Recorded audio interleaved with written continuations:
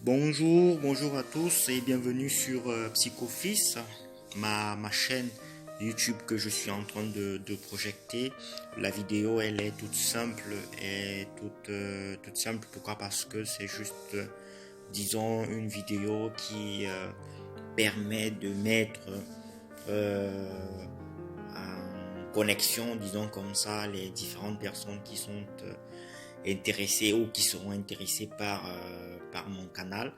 Euh, Psychofis, c'est une chaîne YouTube, c'est un concept qui se veut, ou du moins qui se concentre sur la psychologie de l'enfant. Donc, j'ai beaucoup d'intérêt.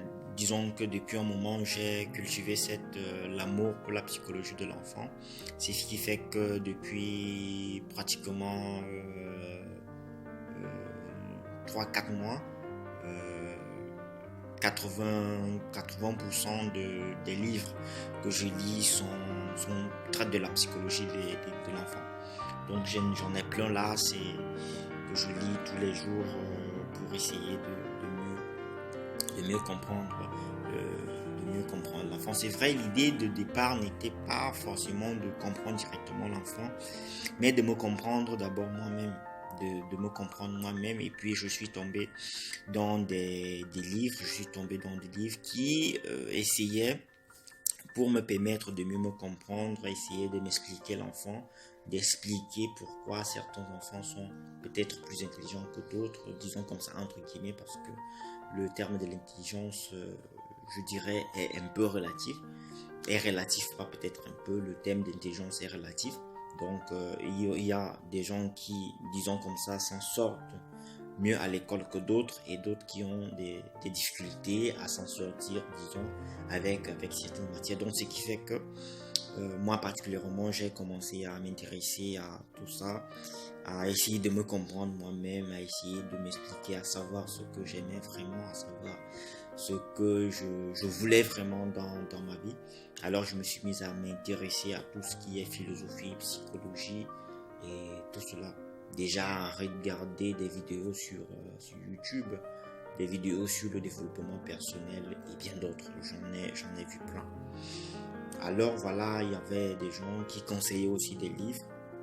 J'ai lu tellement de livres, j'ai lu des livres sur le développement personnel aussi. J'en ai acheté d'un certain et j'ai pris d'autres à la bibliothèque.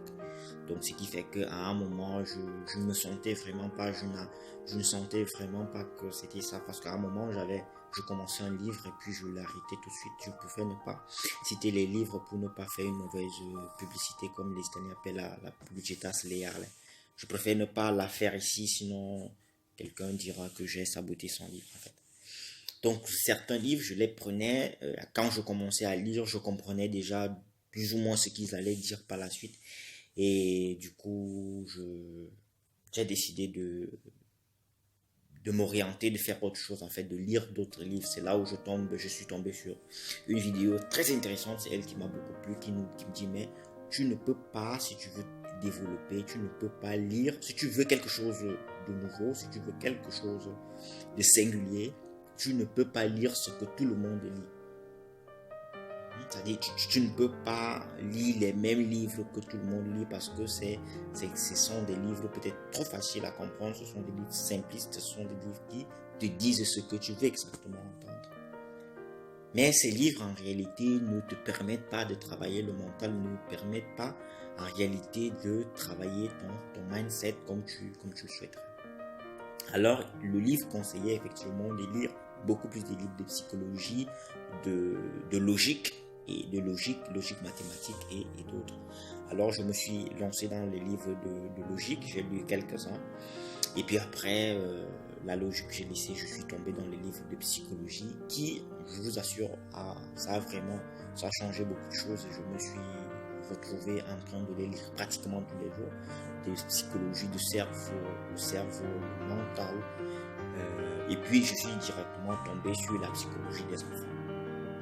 Je suis tombé sur la psychologie des enfants pour essayer de comprendre comment est-ce que notre cerveau se développe. Comment comprendre, essayer de comprendre comment apprendre à apprendre, parce que ça c'était aussi l'une de mes préoccupations premières, essayer de comprendre comment apprendre, comment est-ce qu'on apprend.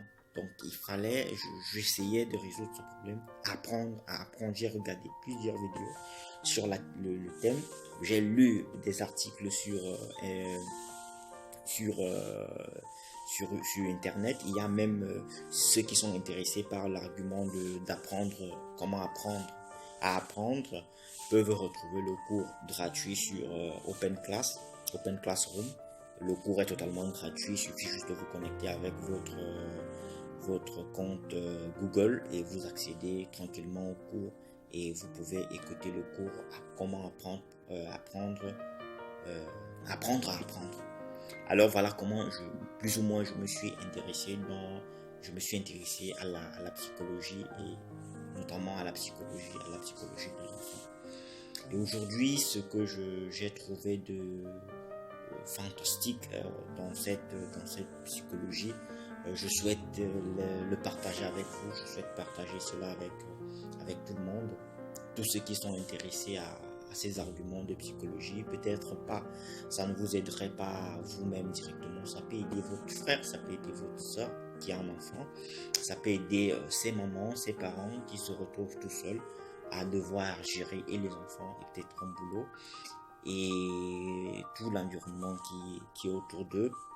Ce canal peut peut-être vous être utile en vous permettant de comprendre exactement votre enfant, de savoir deviner ses besoins, de savoir le lire, si on peut dire comme ça, comprendre ce dont l'enfant a besoin.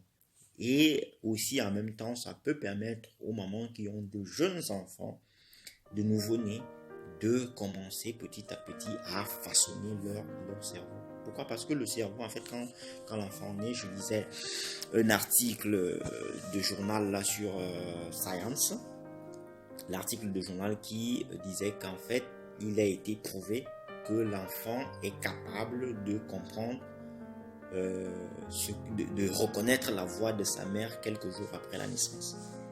Donc l'enfant est capable de reconnaître la voix de sa mère quelques jours après la naissance. Cela signifie quoi? Ça signifie que en fait l'enfant est capable d'entendre dans le ventre de sa mère. Alors si l'enfant est capable d'entendre dans le ventre de sa mère, cela ne signifie pas que forcément l'enfant en fait, ce que je veux dire, c'est juste que ça signifie que l'enfant a un cerveau déjà formé qui n'est pas totalement vierge. Donc le cerveau de l'enfant a déjà quand même quelques sons, disons comme ça, quelques sonorisations de la voix de sa maman, de l'environnement, des choses que l'enfant entendait autour quand la maman était enceinte. En fait, j'insiste sur ce petit point pour vous faire comprendre à quel point l'environnement dans lequel l'enfant grandit est fondamental pour le développement de son cerveau, pour le développement de ses facultés intellectuelles, parce que tout cela, l'environnement dans lequel se trouve l'enfant va façonner son environnement. Cela va façonner, non, je ne voulais pas dire son environnement, cela va façonner le développement de son cerveau, ses capacités de la mémoire, les émotions et tout le reste. Ça sera, disons, un boom dans son développement. Donc si l'enfant grandit dans un environnement plat, qui ne l'apporte vraiment, qui n'est pas riche en émotions, riche en expériences, parce que ces expériences que l'enfant vit de lui-même lui marquent totalement. Nous allons le voir lorsqu'on parlera de mémoire, lorsqu'on parlera de l'art de la mémoire à l'époque du Moyen-Âge. Nous allons parler de toutes ces choses. Vous allez comprendre jusqu'à quel niveau les émotions peuvent influencer notre capacité de rétention. C'est-à-dire les choses qu'on a vécues avec des émotions fortes, ces choses restent gravées dans les mémoires et ça reste presque indélébile. Donc si l'enfant à son âge tout bas quand il est tout petit, vit certaines émotions, des émotions qui lui permettent, je vous l'ai dit, des expériences qui lui permettent de graver des cartes mentaux dans la tête. Cela lui permettra effectivement d'avoir une mémoire de fer parce qu'il pourra faire l'association entre ses émotions, les images, les lieux et toutes ces choses que nous venons de citer. Toujours parlant de la mémoire, vous allez comprendre dans cette vidéo, par exemple, lorsqu'on va vous dire que l'enfant qui a plus d'expérience, qui a visité plus de lieux, a une capacité de rétention plus élevée que l'enfant qui rentrait par terre, donc avait un cercle vicieux qui faisait tous les jours pendant son enfance. Vous allez comprendre. Et cela va aussi s'appliquer aux adultes qui ont peu d'expérience, disons des adultes qui passent la plupart du temps à la maison, qui ne sortent pas, qui ne vivent pas certaines expériences.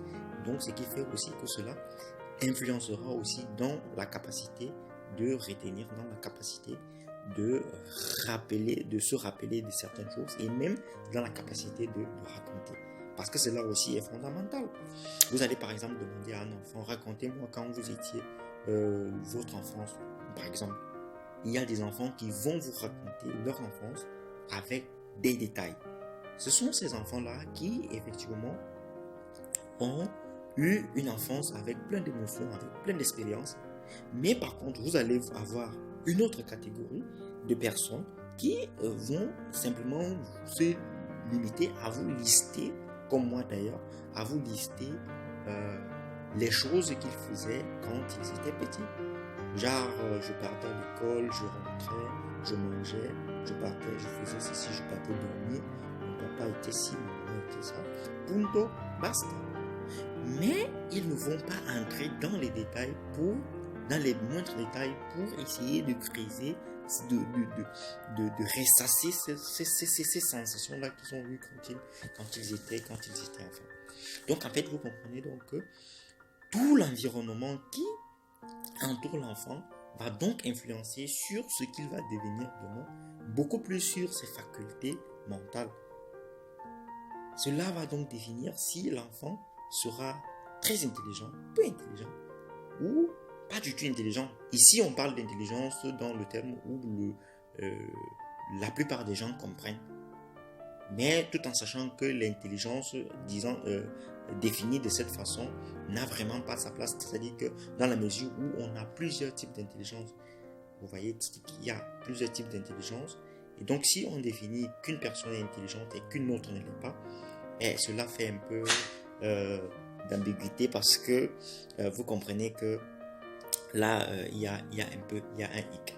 Donc, nous allons entrer en profondeur, creuser ces arguments, comprendre de mieux en mieux nos enfants, comprendre les agissements des enfants, comprendre même les choix des enfants, comprendre comment est-ce que l'enfant réussit à communiquer avec son père, quels sont les signes que l'enfant nous donne, comment les reconnaître, comment est-ce qu'on peut les interpréter pour pouvoir répondre à cela. Parce que lorsque l'enfant nous communique des choses, l'enfant attend qu'on réponde en retour. Peut-être pas de façon verbale. Peut-être pas de façon verbale parce que l'enfant même ne parle pas de façon verbale. Je dirais le bébé ne communique pas de façon verbale. Et le bébé communique avec des gestes, le bébé communique avec des émotions, le bébé communique avec des sensations. Donc, c'est à vous, parents, d'identifier cela et de savoir ce qui plaît à votre enfant et ce qui ne plaît pas.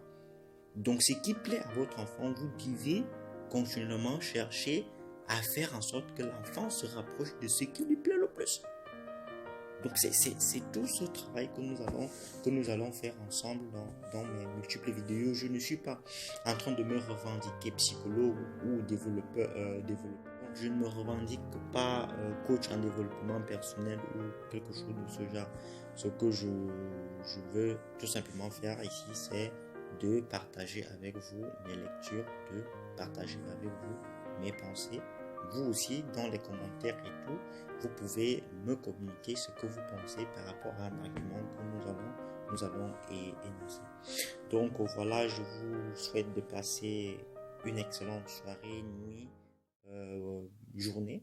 Et nous allons nous retrouver dans les prochaines vidéos très très très très très prochainement. Dès lundi, nous allons avoir notre première vidéo qui sera basée essentiellement sur le développement du cerveau.